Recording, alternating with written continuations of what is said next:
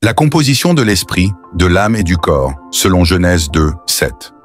L'homme a été fait seulement de deux éléments indépendants, le corporel et le spirituel. Mais quand Dieu plaça l'esprit à l'intérieur du revêtement de la terre, l'homme vint à l'existence. L'esprit de l'homme, mis en contact avec le corps mort, produisit l'âme. Sans l'esprit, le corps était mort, mais avec l'esprit, l'homme est devenu vivant.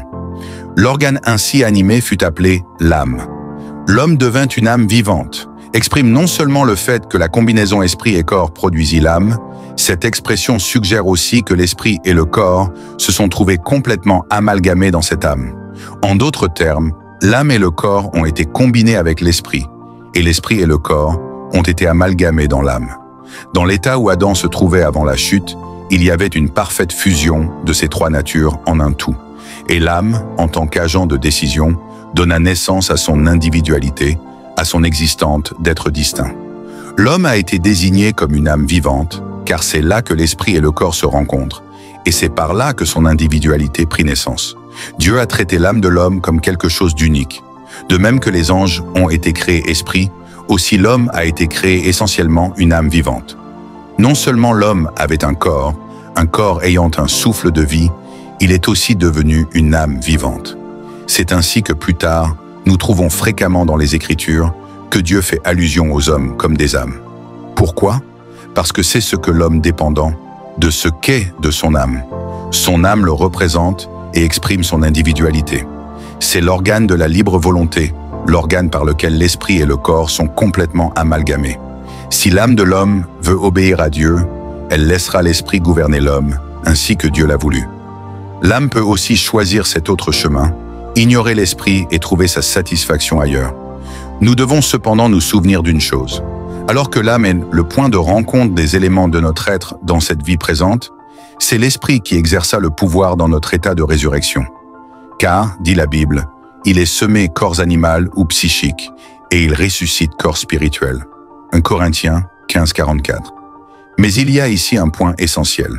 Nous qui avons été unis au Seigneur ressuscité, nous pouvons déjà maintenant avoir notre être entier gouverné par notre esprit. Nous ne sommes pas unis au premier Adam qui a été fait une âme vivante, mais au dernier Adam qui est esprit vivifiant. C'est par son élément corporel que l'homme entre en contact avec le monde matériel. On peut donc définir le corps comme cette partie de nous-mêmes par laquelle nous prenons conscience du monde. L'âme comprend l'intelligence qui vient à notre aide dans l'état actuel de notre existence et les émotions qui procèdent de nos sens. Puisque l'âme appartient au moi de l'homme et révèle sa personnalité, on la définit comme la partie qui nous donne conscience de nous-mêmes. L'esprit est cette partie par laquelle nous communions avec Dieu et par laquelle seul il nous est possible de percevoir Dieu et de l'adorer. Parce qu'il concerne notre relation avec Dieu, l'esprit est appelé l'élément qui nous donne la conscience de Dieu. Dieu habite dans l'esprit régénéré. Le moi habite dans l'âme, tandis que les sens habitent dans le corps. Par son esprit, l'homme est en relation avec le monde spirituel et avec l'esprit de Dieu, et par son corps, il est en relation avec le monde extérieur qui l'affecte et par lequel il est affecté. L'homme se situe entre ces deux mondes, tout en appartenant à l'un et à l'autre. Il est lié au monde spirituel par l'esprit et au monde matériel par le corps. L'esprit ne peut pas agir directement sur le corps. Il faut un intermédiaire, et cet intermédiaire est l'âme, qui est produite par le contact entre l'esprit et le corps, les liant l'un à l'autre.